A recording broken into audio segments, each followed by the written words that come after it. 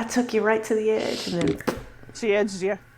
I edged you. The first time I made a video of me beveling, I couldn't remember that it was called beveling, and I was like, here I am edging soap. I did like hashtag edging. People are like, I don't think she knows what this means. I just marked that as a clip because we have got to put that up.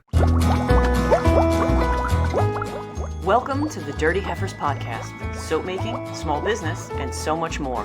Let's get dirty. Hey y'all, and welcome back to the Dirty Heifers podcast, the podcast where three bath and body makers get together every week, talk shop, share stories, and occasionally overshare just a little bit. I'm Margaret, owner of Buona Fuzzy Soapery, and as always, I am joined by my two favorite partners in suds and shenanigans. First, we've got Jessie, owner of Lather Soapworks, maker of the beautiful soaps, queen of straight-to-the-point opinions, and the only person I know who can say something completely practical and completely chaotic at the same time. And of course, we've got Shauna from Buona Bath Body, our resident voice of reason, fragrance enthusiastic extraordinaire, and the heifer most likely to convince you to try something new, whether you plan to or not. But before we jump in, we want to take a moment to thank our sponsor for today, Buona Fuzzy Soapery. At Buona Fuzzy Soapery, we believe bath time should feel like small luxury you can enjoy every single day. Our products are handcrafted in small batches using thoughtfully selected ingredients and clean classic packaging designed to make you feel, you guessed it, warm and fuzzy. Whether you're shopping for yourself or someone you love, there's something special waiting for you at Buona Fuzzy Soapery. And now it is time for everyone's favorite segment, the Word of the Week. On that note, you know we didn't get any corn dogs last week. We didn't. We didn't. So for everybody listening, like just a week ago today, we were all together and we were just reminiscing how sad it is that we're not. Yes. And Miss Margaret has never had a freaking corn dog. No, Anyway. never had a corn dog. All right, The corn dog has never had a corn dog. Oh, that's what brought it up. Okay, so I was being corny. I get it. All right. So the word of the week is spelled Alacrity. Okay, I got it. It's Alacrity, and on them Alabama beaches, it's gritty and kind of crummy. So Way down under on Alacrity. the Alacrity. It's to be southern and dirty all at the same time. Southern and dirty, all of this. Alacrity. Dirty is that is the fancy way to say the dirty South. Okay. No. Perhaps if I used it in a sentence. Perchance. Can I get Sean? this? Oh, you want to go ahead? Alacrity? Yes, that would be Alacrity. I ain't done it. It's Alacrity. Shauna responded with Alacrity when someone suggested reorganizing the fragrance shelves at the shop. Mm-hmm. Well, we went to AFI, and I'm pretty sure they had a dirt-smelling fragrance, so there you go. That was probably called Alacrity. Shauna, you know what it means? It sounds like I wasn't too happy about it. Well, it's the exact opposite. I wouldn't either if I had grit my craw. It looks like it's a not good thing, but Yeah, it it looks actually like is a good thing, and that's why I picked it to trick you. It's cheerful readiness, promptness, or willing to do something, like quickly with energy, like jumping up and... I'm pretty certain if someone asked me if I wanted to reorganize my fragrance oils, it would not be with Alacrity. No, maybe I said... Well, mine are Did I already leave out the word organized. surprising? Oops. What'd So, you say? I said, did I leave out the word surprising? Surprising Yeah. Alacrity? Yeah, possibly. Jessie, what were you saying? I said my fragrance oils is all organized, especially since I got rid of all my odds and ends today. I was about to say, when you Nice. only have like 10 of them, it's easy. Do you have a redneck word of the week? I have a town in the state of Mississippi. All right. Y'all ready? Oh, speaking of, we kept driving past Pellissippi. All right. Oh, dear Lord in heaven. All right. This is spelled Eskatawpa. It's got the escape at the beginning, so... I'm going to say Eskatawpa. That's very New York. Eskatawpa. I don't know. Eskatawpa. That's it. That's what I got. I'm going to say Eskatawpa.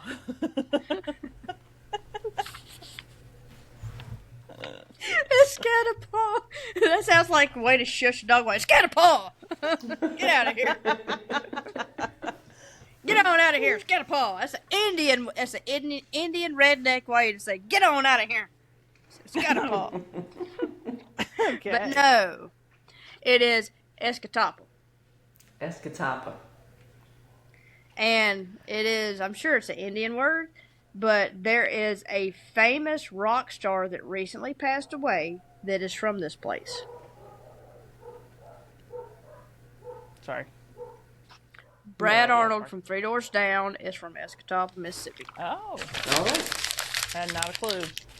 Yep. Okay. That's it. We need that little rainbow. The more you know. Dun, dun, The more you know. So, all right, before we get into today's topic, I wanted to mention something that I was thinking about.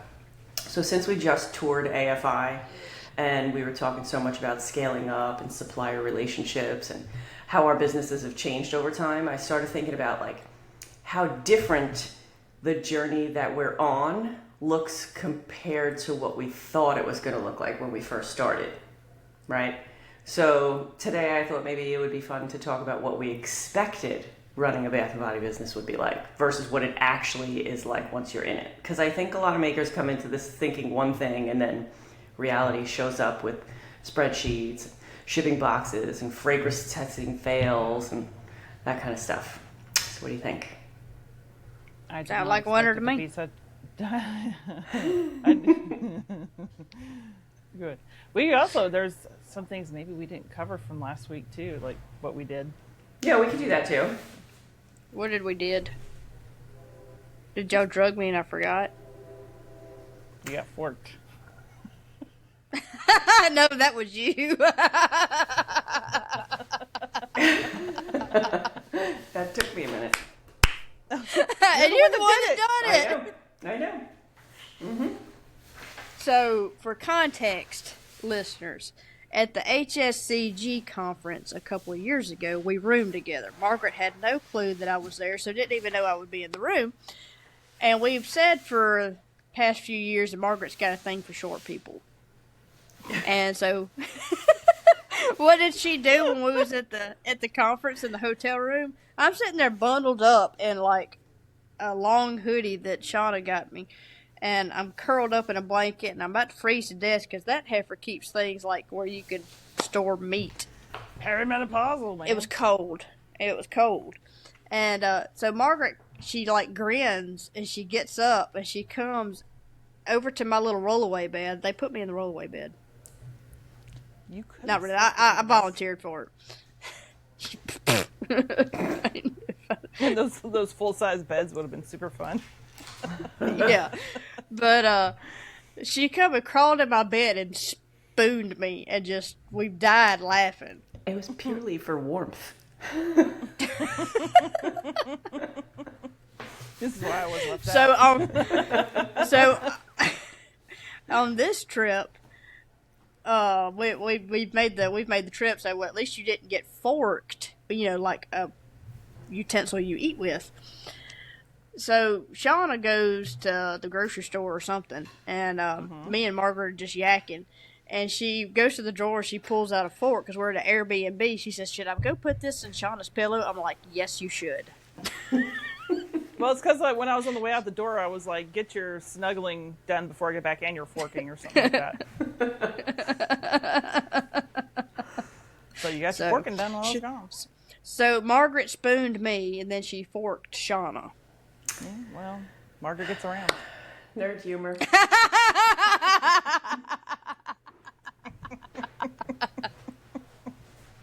She's the cougar of the bunch. Oh yeah. Oh, you know what else was really interesting? So we were talking about how Margaret's never tried a corn dog, and we never got her a corn dog. But you were trying biscuits and gravy on this trip, and you had never had breakfast sausage before. No. Yeah, she didn't know that there was Margaret has said that she don't like sausage, and that just blew my mind. I'm like, how do you not like sausage? And just it's sausage. It's You good. like bacon? I love bacon. Yeah, exactly. So we got her to try some actual breakfast sausage. And what'd you think about that, Margaret? I thought it was good. I thought it was really good, especially when Shauna made it. Yeah, we went to a place and got biscuits. And she got biscuits gravy, and it was pitiful. It was So pitiful. I said, there was you like cannot leave my 2 house pieces without of having sausage on my biscuit. Like, you cannot leave my house without trying real sausage and biscuits. Yeah, That's right. I was very happy with that. Yep. One bite, she was like, "This is fabulous. Give me the rest." Yeah, I don't have it. everything, and I liked your mother-in-law's sesame chicken too. Mm-hmm. That was good. So, when you were starting the business, right? What did you think it was going to feel like when things got off the ground? I thought I'd feel more important than I do. Okay. I felt like, to me, I was sitting there going like, man, how cool would it be to grow a following and be busy and, feel like you've actually done something. Now you're just sitting there and you're like, oh. Yeah, there's no built-in respect just because you're a small business owner. Yeah. Really.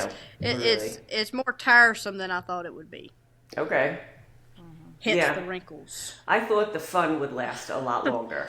I thought it would be just fun all the time, Yeah. Yeah, kind of stuff. I mean, it's fun. It's fun, don't get me wrong, but it's not like rainbows and unicorns all the time. Mm-hmm. What part did you think was going to be the hardest?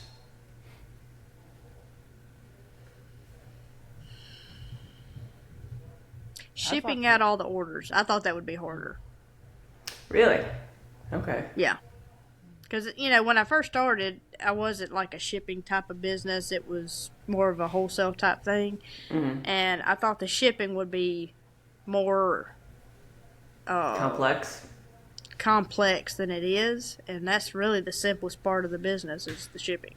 Right. Once you get it down, yeah, it's fairly easy. Yeah. How about you, Shauna? What did you think was going to be the hardest thing? I thought accounting would be the hardest thing. But it's turned out that to is be... the hardest thing. No, not for me. I think for me the hardest thing is the see, I wasn't making content yet. I was just posting pictures in the beginning. Mm-hmm. And then since I've started making the content, for me that has been the hardest thing, is making content that actually engages people, because that's your marketing, right? Mm-hmm. Yeah. I didn't think the marketing was going to be so hard. Yeah. And I feel like it's just makes me want to bash my head against a wall some days. Yeah, I don't understand a lot of the actual marketing like real marketers do, like, spending money to make money kind of thing. That is above my head. I just don't understand that. But my hardest part, I thought, was like the scariest part was obviously, dealing with people and getting them to have faith in my product. I was afraid, like, I'm going to make all this stuff and it's just going to sit here and not sell. I was afraid about that. But that's a tough one, because you've got this in the beginning. You've got this cool new hobby, and you want to tell everybody about it, and you really do. You talk everybody's ear off about it that'll listen. I still do. But yeah, it's making everything, and you're like, it's like I've got, buy this from me? I've got 100+ bars of a coconut lime soap over there, and I think it'll sell, but it could very well not. Right. The predicting is hard.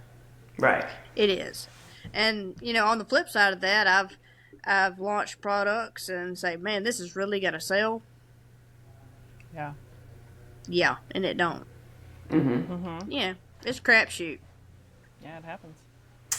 Yeah, and then the whole getting into it, I just thought, once we go transition into a business, I just assumed it was going to be like factory. You make and then you sell, and then you make and then you sell, and then you make and then you sell, and that's not it at all. It's you make, and then sometimes you sell, and then you make, and you make, and you make, and then sometimes you just take a break for a while. I don't know. It's not as consistent as I thought it would be. Right. Yeah. No, it's not. And I think a lot of that is not being consistent. And I mean, you've got email marketing, you've got video marketing, you've got, local marketing. It's not being consistent in all of those aspects all the time. Like, I've got a sale going on right now where you can buy 2 bars of soap, get one for half off. I've still yet to sit down and email about it. Mm-hmm. But I dang sure had time to sit down and read a book last night. Just didn't even think about the email. Right. Yeah. Yeah. I got hit with some stuff today, like, you never gave us this, and I was like, blah, blah, blah. Like, from my husband and the marketing guy. And I was like, ugh. Because there's so much going on. And that's the thing about it is, you got folks to help you, but you've got to help them for them to help you. Yeah. And it can only come from you. It can only come from you. Mm-hmm. Yeah. So what surprised you the most?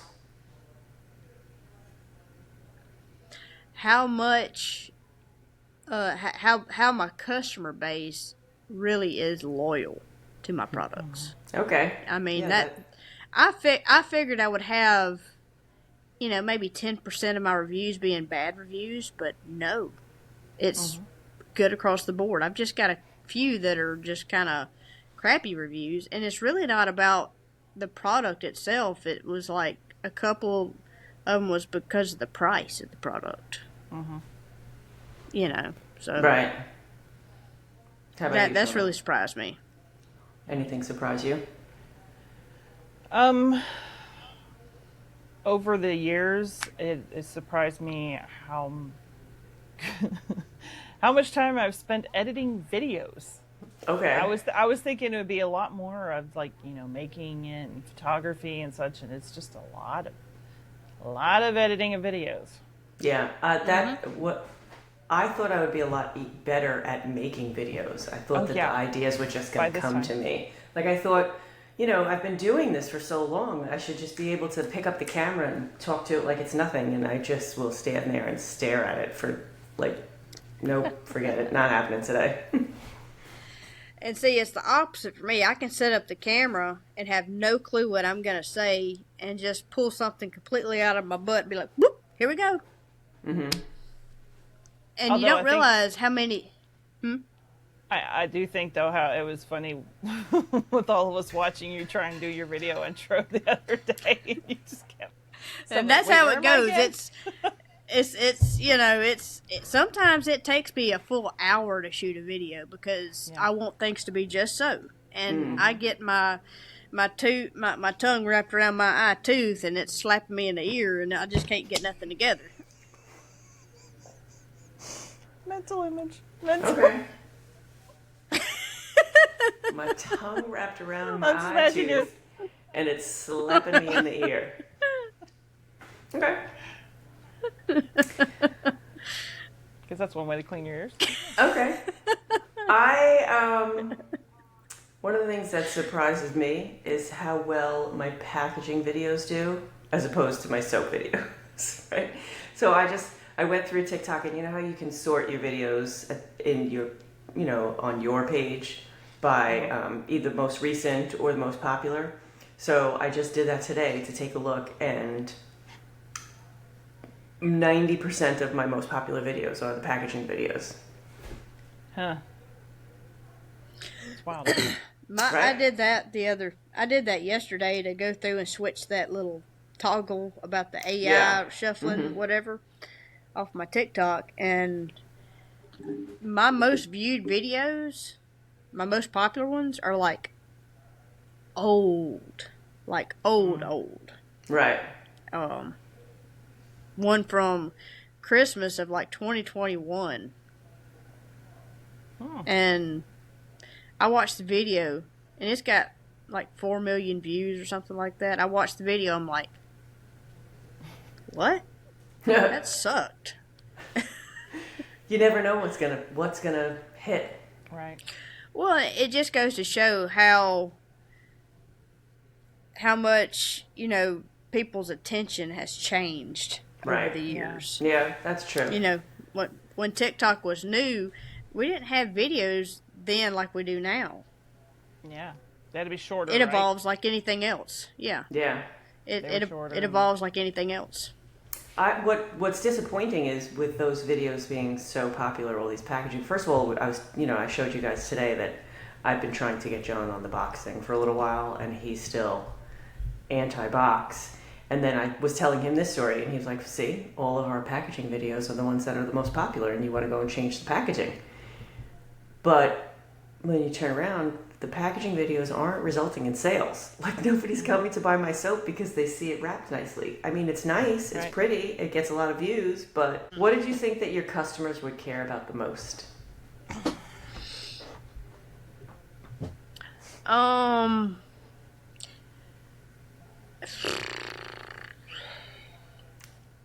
The design of the soap, and they really don't care. That's what I was thinking. They really don't care. Yeah. You can make... Now, I will say this. The most ornate soap I have currently is Goodness Gracious Sunshine. It's got the brightest colors. It's got the prettiest swirl.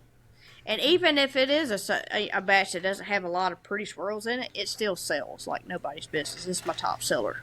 Mm-hmm. But I have made some really ornate soaps in the past, and they didn't sell as fast as some just solid color bars. Yeah. People care more about like what they like as opposed to how it looks.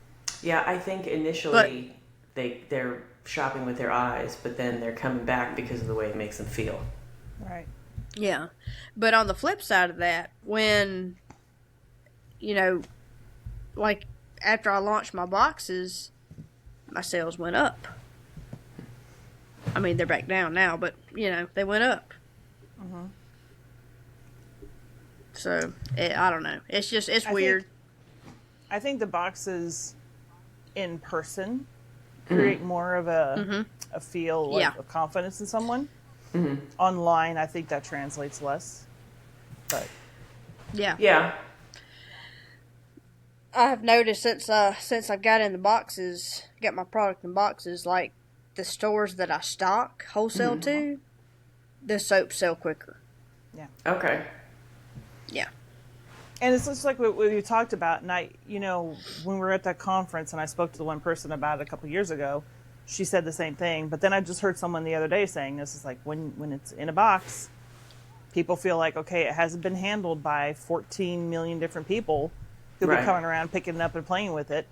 Because, even I, knowing full well that soap's totally fine, I've walked through some of those places where the stuff's unwrapped and I'm like, oh. Yep. I don't know about that. And that will not be the one that's not you'll move it aside and you get the one behind it that's got perfect packaging. Right. Well, it's like when I made the switch to boxes and I was stocking the stores, I would go and I'd pull the shrink wrap soaps. Mm-hmm. Because I knew that once I put those boxes there, those shrink wrap soaps would never move. Mm-hmm. Even if they set them at a discount, people would want the box soap. Right. And it worked out. I just made an even swap with the store owner and came back and I stuck those in Misfits. Yep. So. Yeah, I agree that I thought customers would care about the designs a lot more.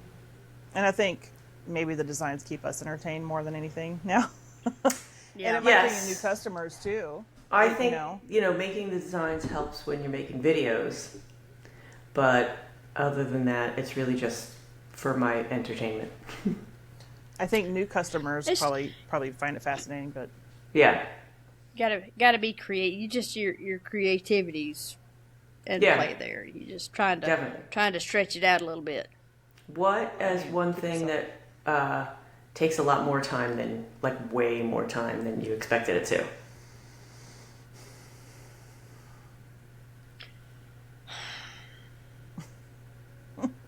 The prep still takes a lot of time. But on the flip side of it, once you scale, I mean, it still takes a lot of time to prep. But once you're prepped to make 500 bars of soap at once, Yeah. you've still made 500 bars. I mean, it really takes the same amount of prep if you're making 30 bars to make. Well, when you're scaled up, you mean? Yeah. It still takes the same amount of time to prep. I Right. can say that You just make more. The prepping is kind of almost like a deterrent. Sometimes, you know. Yeah, when we were doing I the need one, to make soap, but I don't want to. yeah, when we were doing one, batch at a time, just prepping one and making one at a time, it would just be like, I'll just wait until I have, another soap to make, and then I'll do 2 at a time, just to make it easier. But yeah, I can see prepping is definitely a deterrent. It takes basically the same amount of time, so you may as well make a bunch when you make. Right. Yeah. But that's the whole scaling thing, It's like that's part of why scaling brings the cost down, is because it takes you just about the same amount of time to make 10 bars as it does to make 100. So. What is something that is easier than you expected it to be?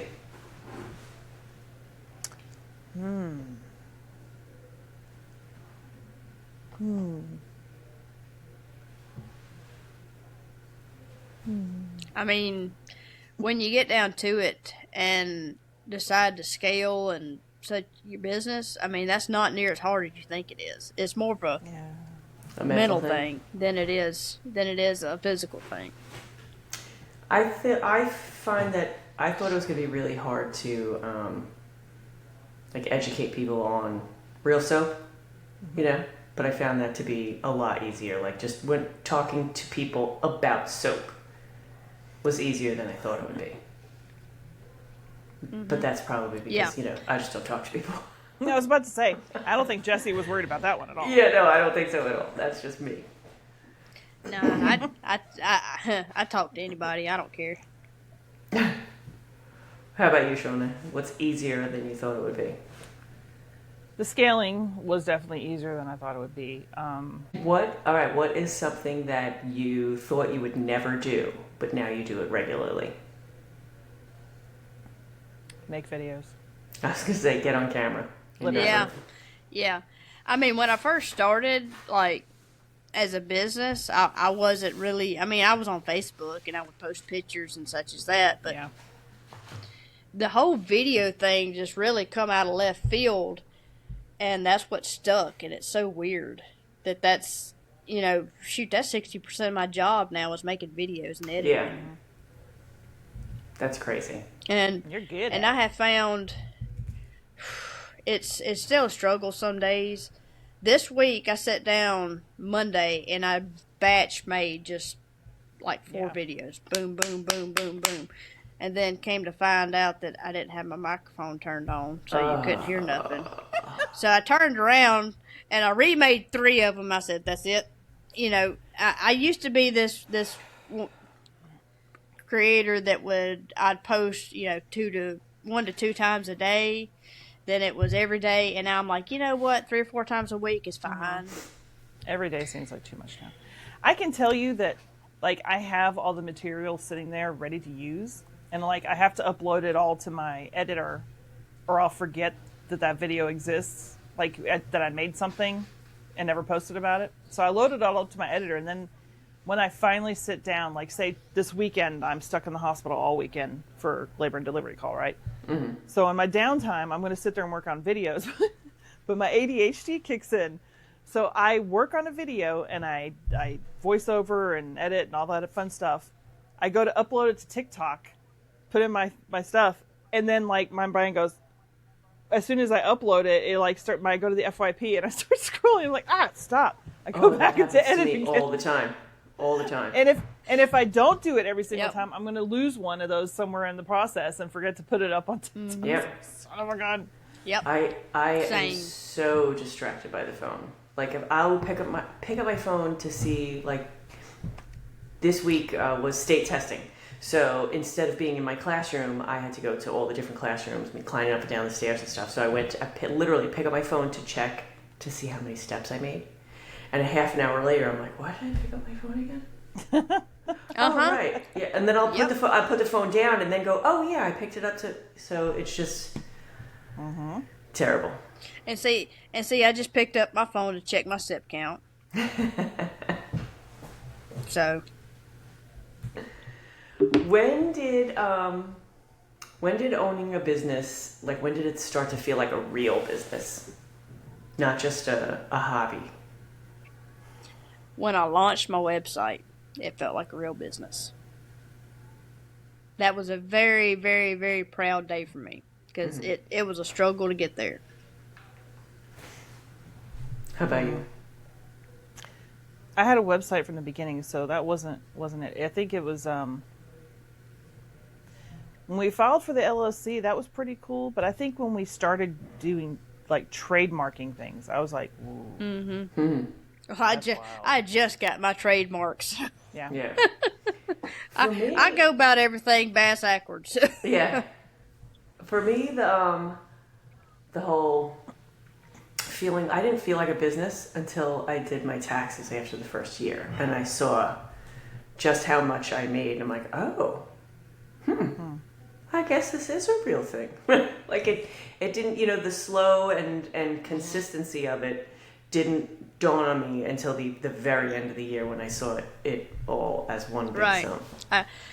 I get that. My first year in business, it just blew my mind that I think my first year, I think I did like 32,000.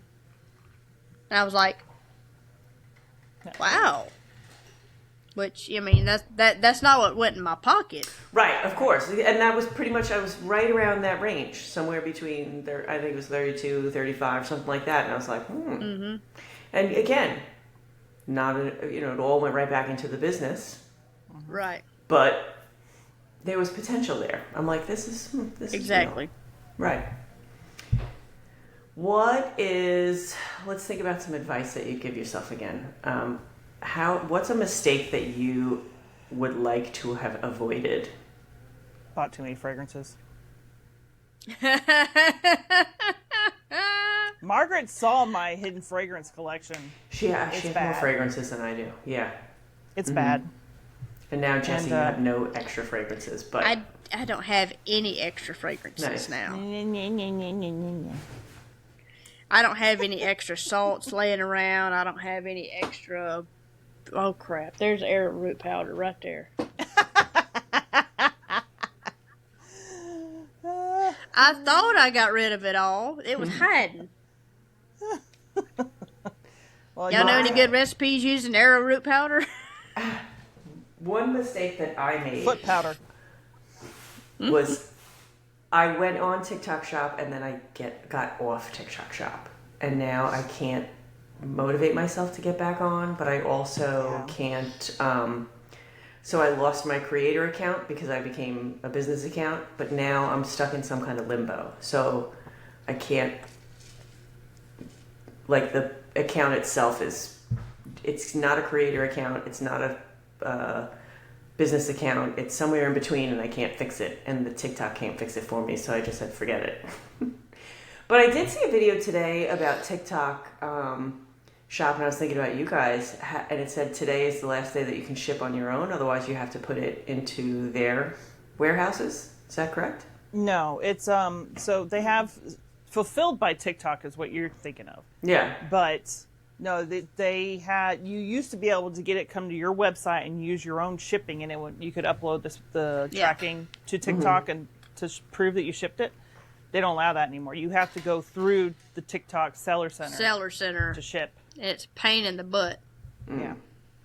So you can't use it, like I can't go to Pirate Ship and ship through there. I have to go to TikTok. I say it's a pain in the butt. I can't tell you the last time I packaged an order. Yeah. But I'm sure my son would tell you it's a pain in the butt. Yeah. I think the biggest pain with that is that when you put your product in, you have to put like a package size. And on most websites, you put the actual dimensions of the object, and it'll sometimes tell you what kind of box to put it in. On TikTok Shop, you have to put like the shipped package in there. Otherwise, it doesn't charge enough shipping. That's really frustrating. Yeah. Yeah. That's interesting. Yeah. It's also annoying. How about, is there any times you almost quit? Many. Every day. Packing everything up, I'm like, oh, do I really want to unpack all this stuff in a new house and do it all over again? There's been days that I walk in here and I've had a horrible day and just nothing has went right. And I just really think about, I'm like, could I sell all this and just do whatever? Go get a real job? And, but then I'm like, and you know, there's a guy that I go to church with. He's a business owner too. He owns a logging business, and we'll talk business every now and then. And he come up to me. He's just kind of asking me how things were going. I said going pretty good. I asked him, do you ever decide sometime or another that you want to just shut it down and just go work for somebody else and think about how much easier it would be? He said, you would think that. He told me, he said, I've done that. He said, and you think it's going to be easy, but it's not. Yeah. He says, because you go to work for somebody else, especially if it's in the same field, and you know how things, you know better. He says, but you got to do it how they want it. And he said, that irks you. And I'm like, that tracks. That tracks. That does. So it makes a lot of sense. Danged if you do, danged if you don't, you know. That's why I think sometimes about how, like, if another soap business was struggling or something like that and they just decided they wanted to just, work for another, I don't think that would work well. Like, I think if I were hiring someone and they said, like, hey, I had a soap business too, I'd be like, I don't think I want to hire you. Yep.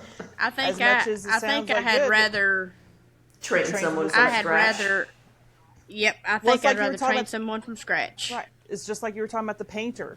You said, you got painters and it was a pain in the butt. So instead he just hired people who didn't know how and then he trained them out. Yep. There you go. Yeah. Yep. Because you're hiring somebody else's bad habits too.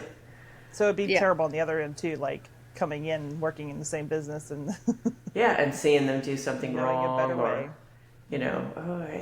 They're using too much fragrance. Or they're using it wrong, or that's not the right fragrance. Or I was fixing to say I've got things set up now where there's a guideline to go by.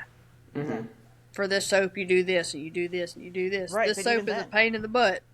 Right, but even that way, if it was a different soap maker came in and was following your SOP, still would be like, oh, that's not how I would do it. Right.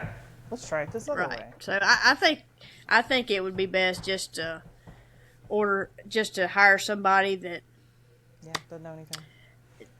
Brand new, train them how you want them, and let them rock and roll. Let them eat. Pay them a good wage and let them go. What is something that you felt really proud of? I felt very proud that one of my early customers disappeared for a while and came back, and he told me, he's like, I thought when I tried your soap, it was just because it was handmade that I thought it was amazing, and I thought all handmade soap was going to be amazing. He said, it's not. He came back and he said, like, yours is much better than most of the other ones I've tried, and I'm just going to stick with you from now on. That made me really proud. I was like, I'm doing something right whenever someone says that. Like, they left and then they came back. One thing that I've been proud of, and it's very similar to Shauna, it's the fact that I've got a boatload of long-standing customers. That come back regularly, and they tell me that I make the only soap they use. And the proof's in the pudding. I mean, when you look at how much they order and how often they order, you're like, yeah, that tracks. Because you can sort on your website and see how many times they've ordered and how many times, you can see who your top customers are. And that's always cool. I guess what else makes my heart swell, though? What's is whenever that? other people start advertising your business for you. Yes. I've been in the OR at work, and they've been like, oh, she makes soap, you should totally try it. Or like, we had someone interview, and I just went up to where I just hired back on where I trained for my residency to work just sometimes, and they were like, "Oh yeah, someone was showing me your website just the other day." 14 minutes. Yeah, it's the word of mouth sales mean way more to you than sales you get from any video. Right. I mean, because that's somebody going out of their way to recommend your product to somebody. Yeah. That just speaks volumes. It speaks volumes. Or other soap makers. Yeah. I was just proud of doing everything and setting it up on my own with no like formal training or education or anything like that. The website, the email marketing, all of that stuff. Like, yes, I'm a technology teacher, but in New York City, you don't need a degree to be a technology teacher. I'm literally just a teacher that they said, hey, you know how to read an email? You can open your email and send it without replying all. How would you like to teach technology? I'm not even joking. That's how it went. That's funny.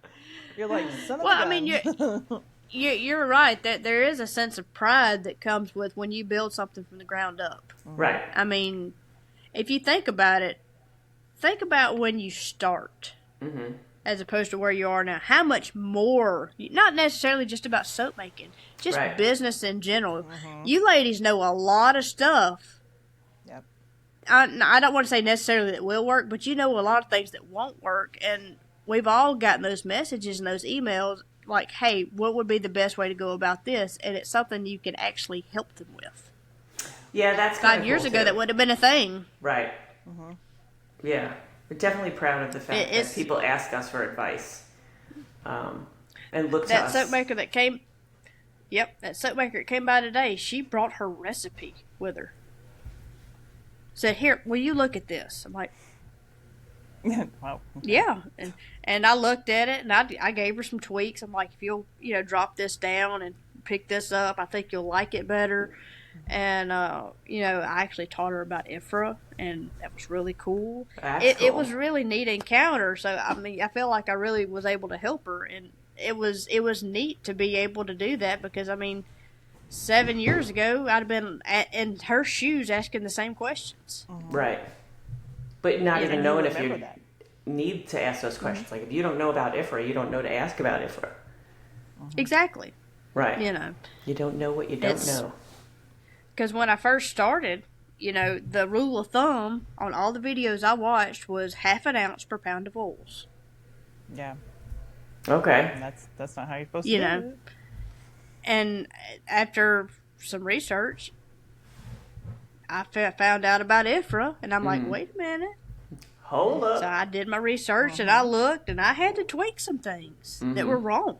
Yeah. Yeah. What is a risk that you're glad that you took? Launching when I did. That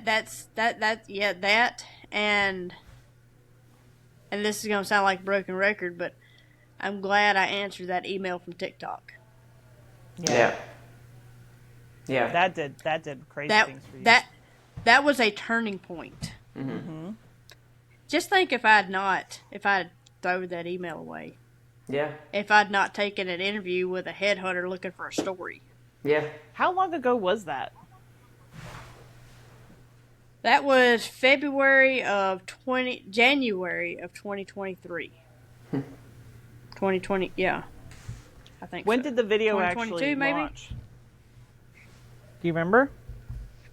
It was 2023. The video launched middle of May in 2023. Okay. So we've been friends for a freaking long time because we were already chatting before that happened. Oh yeah, big Because I remember when you said, like "Hey, ladies, there's something like I haven't told you yet. This is coming out. I just want you to know." And then all of a sudden, you just blew up. It was crazy. I remember that. Yeah, and I'm texting y'all. I'm like, "What do I do?" I'm freaking out. Put down your phone and start making soap. Yeah. Well, when it all happened, I was in DC. I do remember that. Couldn't do nothing. Yeah. It was your first flight. I remember that. Yeah, I remember being disappointed that I couldn't be with you on your first flight too. Oh, Yeah. I like to be there for that, but it could be. Womp womp. Womp, womp, womp. So we've been chatting for like 4 years. Yeah. Holy crap. My biggest risk that I took was going to the first conference and rooming with July. You keep saying that. Well, because I was me. well, yeah, I did not know her, never met her in person, and I'm like, okay, I'm just gonna go spend a couple of nights with you in the same room. That was, in addition to the stranger danger scary part of it, it was the scary part of like being with someone like July who people flock to. Honestly, when you guys came to the show, she was a vendor, right?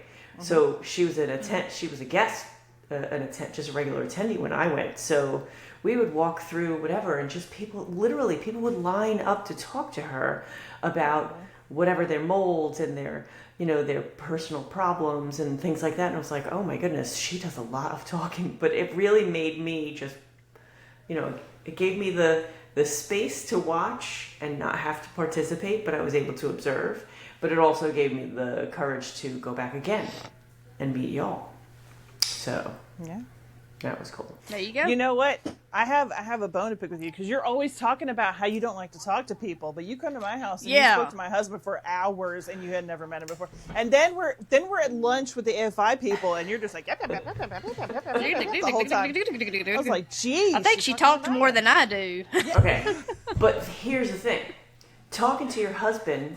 Both of those things were education related and me nerding out. That really, I don't feel like that was conversation. That was just me being a giant nerd, right? Because your husband homeschools, and so we were talking about history and like that whole thing. And he did a lot of the talking. We will, I believe that's me, I know. for sure. Believe me, I know.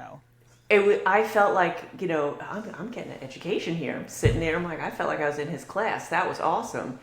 And then the people at AFI, they were talking specifically about the educational needs of their kid. And boom, I'm an expert in that area. Not to toot my horn, but yeah. I had no idea what you were talking about. Oh yeah, I was talking about. Jessie sitting next to me. Yeah. Well, yeah, I was splitting my time between Meg and Shauna and Dustin and Rhett, and we was just talking shop, Yeah. But in like small, I'm okay like that. But it's, big groups and big crowds, and I'm just gonna watch. Well, that's what I did at the conference too, because I kept getting left out of all the conversations.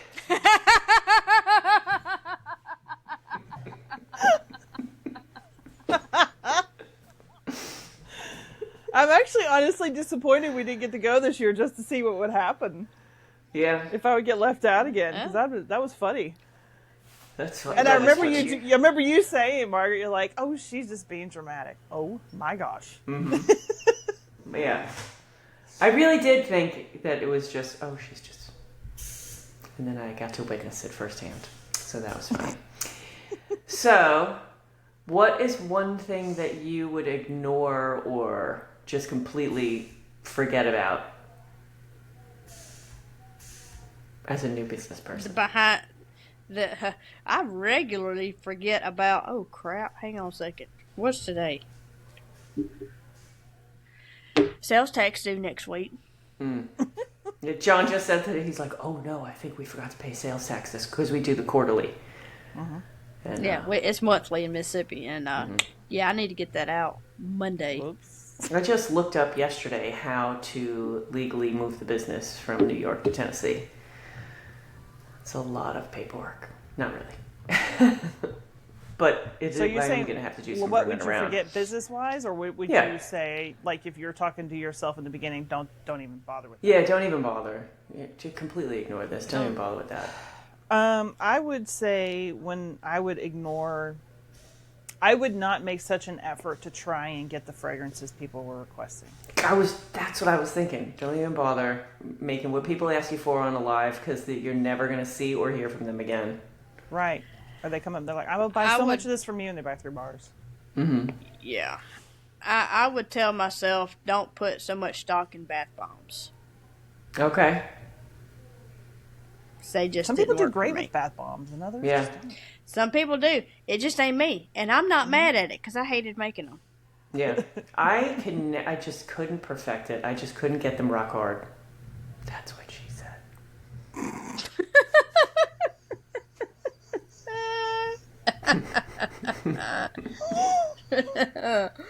I hate it when I can't. Guys, Never mind. Shut up. Just imagine the three of us. I'm gonna get a spray bottle, spray myself. I did not. I should have brought a spray bottle to the freaking show. You That should have would brought a have been spray bottle. hilarious. I'd have been perpetually moist.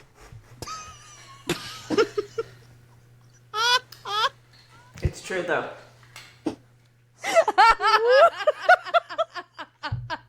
I got so many stank eyes from Shauna.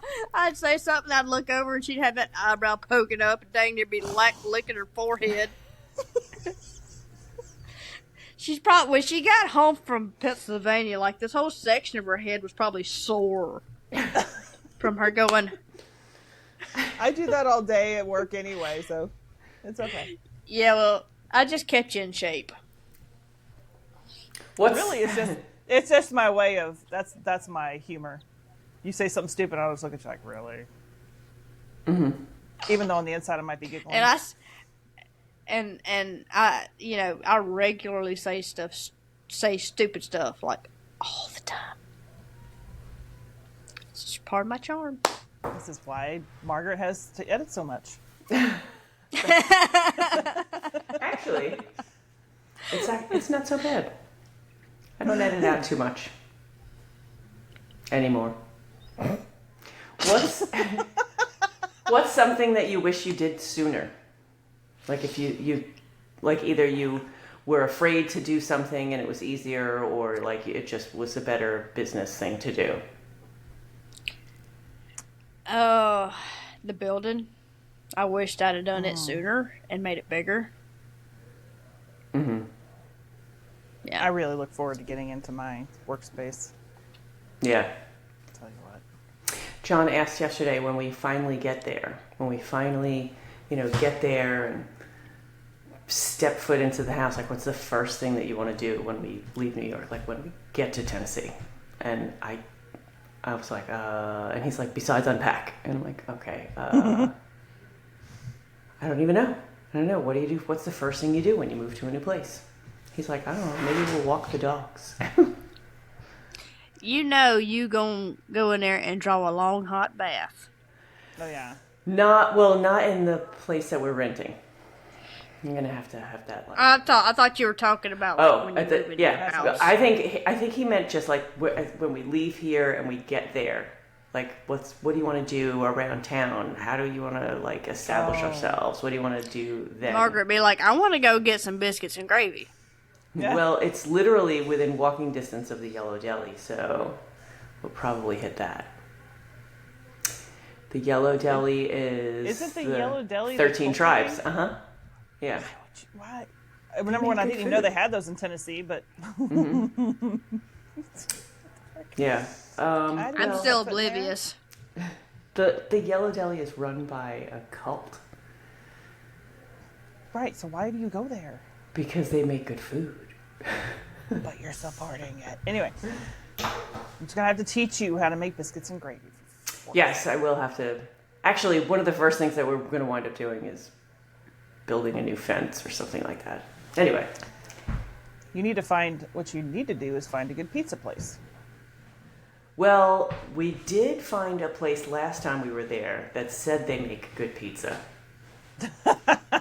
I mean, they all say they make good pizza. It wasn't good pizza, but we'll keep looking. You're not gonna find New York standard pizza down there. No. I'm surprisingly, for a New Yorker, I'm surprisingly accepting of a lot of pizza. If it's got decent dough and cheese and sauce that's not too sweet. Oh, I can't stand a sweet sauce. Ugh. Yeah. But I used to love Papa John's for like years and years and years. That was my go-to. And then we started getting from a local place that's like Italians. Mm-hmm. And then my mother-in-law brought home a Papa John's pizza one day, and I went, oh, this is sweet. Yeah. Uh-huh. Total squirrel moment, ladies. Squirrel. We have a legit Italian restaurant coming to Wiggins. Like, they make their own pasta. Oh, nice. Okay. I'm We like, see that a lot. That's fancy. I've never had fresh pasta. I've never Really? had fresh pasta. Well, it's good. Stuff. It's good stuff. Bless you. It takes it away. I'm a box you. You don't get that satisfaction of the finishing. And it felt like it was going to be a good one. I took you right to the edge, and then She edged you. I edged you.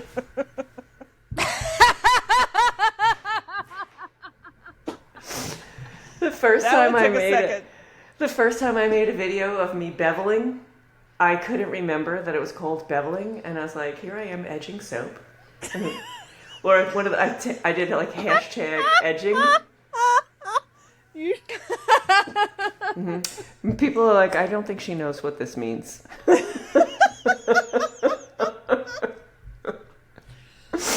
I just marked that as a clip because we have got to put that up. That's hysterical.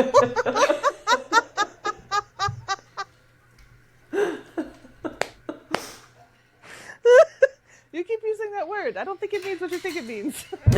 That was pretty much bless the comments on that one. You know what? I thought we would actually talk also about the podcast we had listened to on the way there and back.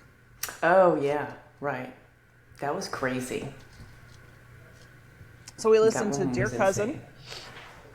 which was twist and turn and insanity of this woman who just got absolutely harassed by people. She was looking for family on, like, was it Ancestry? Not Ancestry. Yeah, like 23andMe or something like that. It wasn't. It was one of those. It wasn't Ancestry and it wasn't 23andMe, but it was one of those type of websites. Absolutely got harassed. And then there was listening to Dr. Death, which was the first podcast I ever listened to. And I hadn't listened to it in years, and it was just making me so angry listening to it while driving down the road. I was like, oh. Yeah. But then we started listening to Love Trapped on the way back, and whoo, that one is, I think that's the wildest one yet, almost. Yeah, that was insane. That definitely needs to be a movie. On the way up there, I listened to Mr. Ballin's Strange, Dark, and Mysterious. I like his podcast. And on the way back, I was on the phone so freaking much talking that I listened to some music, but I didn't get any podcasts. Yeah. I mean, it was legit like phone call after phone call after phone call after phone call after phone call. So, I'm glad we decided to listen to podcasts, because I legit was like, I know Margaret and I can't talk for 10 hours straight. Neither of us can do that. And we have different musical tastes. So I was like, what are we going to do? Then all of a sudden I was like, aha. Yeah. True crime. We both like It was true funny crime. because we'd be talking, and we'd just be sitting there in silence, and I would hear something in the podcast and be like, what the? And I'd press pause, and then we'd have like a 20-minute conversation analyzing every detail of what's going on in the podcast and be like, okay, play. She learned and how then she'd go, moo. Yeah.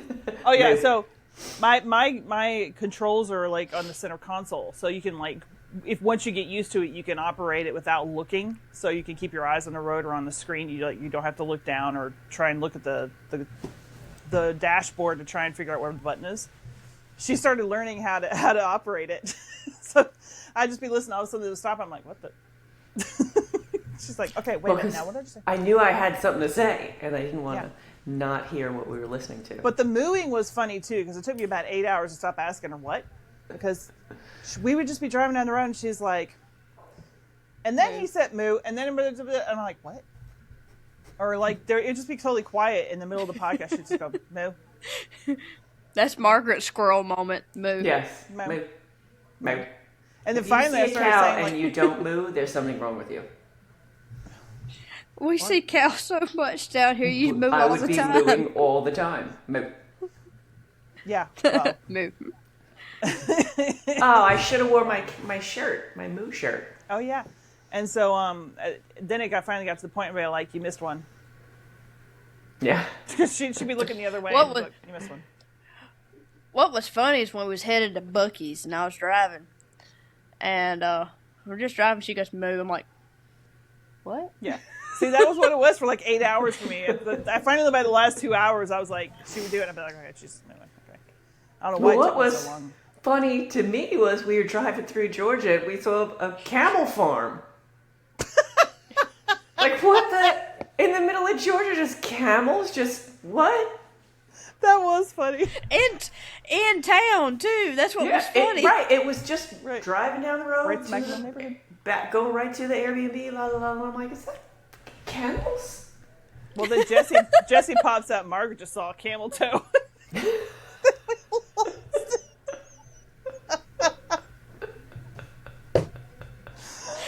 That was such a fun trip. That was so much fun. So many funny moments during this trip. And what you missed out on is also when we were coming back and we stopped at one of Bucky's. So Margaret and I stopped at Bucky's 5 times on this trip. Why not? And one of the times we're walking in, and all of a sudden she's like, ooh, ooh, and takes off running and grabbing her phone. I'm like, what the frick just happened? And I look up and there's someone dressed up like Bucky. And she's over there taking selfies with Bucky. And I'm like, it's like we're at Disney World or something. And she just saw freaking Cinderella. It's a character. Let me take a picture of this big beaver. Big hairy beaver. Anyway.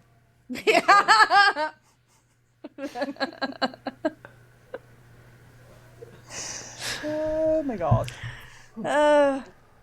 We made Margaret's face hurt. It was a fun trip. She said. Yeah. But it's road tripping. That's the thing. Is the road tripping was just. It was fun. We got to figure out a way that we can all road trip together. I don't know how we're gonna do that. Yeah. All by myself. Well, for this conference, you pick her up, right? So you get at least an hour or two with her. How far is it from? From Kentucky, it's a few hours. It's like 5 hours. Margaret, it will be 6 hours from me, and I'll stop and pick her up, and then it's 5 hours past there. So, really, I thought it was gonna be closer. Where in Kentucky is it? Mount Sterling. Okay, I don't know where that is. Because Nashville's not that far from the border, so. Nashville's about an hour north of me. Yeah. But literally, like, you could be the border of Kentucky in less than an hour, I think, from Nashville, so. Yeah. But if it's further up in there, then. Mount. Oh, yeah, we kept passing Pellissippi State, and I was like, you should take a picture of that and send it to Jessie and confuse her. Okay, so Mount Sterling, Kentucky is Mount what? like Sterling? up in Mount Sterling. It's 5 hours from Pulaski. Yeah. Yeah. Yeah. Yep. It's probably, I don't know, 30 minutes to an hour-ish, probably an hour east of Louisville. You freaking kidding me? I'm closer there than you are. To Kentucky? I'm closer. It shows me that it would take me 7 hours to get to Mount Sterling. Yeah, let's see. For me, if I just drove straight, it's 11 hours. So you're adding some time on coming to pick this heifer up. All right. Well, not really. I mean, I'll have to go. Yeah, I mean, it's not that big a deal. It's really not that big a deal. But it's on the way, so looks like it's going to be in some foothills. Mount Sterling is. Well, it's an interesting place to choose to go. Someone must live there or something. That is actually where Kathy McGinnis lives. I was going to say, Soaping 101. That's probably where she lives. Yeah, that's where she lives. Yeah. That's why because it's there. That would be a very random place to just conference otherwise. It's the little venue that it's aunts at a old church that they've redone, and it's like an event center. So Is that why that's why it's limited ticket sales then? yeah, because that's capacity. Yeah. So Yeah. she told me, she said we could make it a bigger conference and move it to a bigger location like Nashville or something like that. She said, but she don't want to get into all that. Yeah. That's kind of that's kind of her thing. Yeah. It's this will be intimate, more intimate. You get to know, you'll get to network with And that's people exactly. closely. And it's not like there's this class and this class going on at the same time. It's this class, then this class, then this class, then this class. They really summed it up well at AFI when they said, if you're going to a conference like this, you're already in business. You don't need a class to teach you how to make soap. You're already doing it, right? Unless it's someone who's like a candle maker who wants to learn how to make soap, or a soap maker who wants to learn how to make candles. But for the most part, most of us want business. Like, we want to know what to do and everything, how to freaking navigate social media and how to market. Yep. That's what we need. Exactly. And I think Margaret was grilling me. She's like, "Do you know how to drive the RV?" Shouldn't she learn how to drive the RV so we can go on a cross-country road trip, the three of us? The That would be Heifers insane. hit the road. That would be nuts. Someday we should 100% do that. Like, drive around visiting other soap makers and making content. That would be cool. Yeah. That would be cool. That would be cool. So what do you I'm excited. say? I guess we should wrap this up, right? We kind of yapped for a while. Anything? That's what she said. That's what she said. You say it every episode. Every time. You always say that's what we said. That's what she said. And you haven't learned yet. Well, because I think this is the first time it sunk in, because I was listening instead of scrolling. Oh. Well, that about wraps things up for today's episode of the Dirty Heifers podcast. We hope this conversation gave you a few laughs, maybe a little reassurance if your business journey hasn't exactly looked like you expected it to look. And hopefully a reminder that every maker figures things out as they go along, even us. If you enjoyed today's episode, make sure you subscribe wherever you listen to podcasts so you never miss a new one. And if you're watching on YouTube, don't forget to like the video and leave us a comment. We love hearing what surprised you the most about running your business. And you can find all three of us. Jessie is at Country Lather Soapworks, Shauna's Buona Bath Body, and me, I'm Warm and Fuzzy Soapery. Thanks so much for spending time with us today. And, as always, stay dirty, heifers.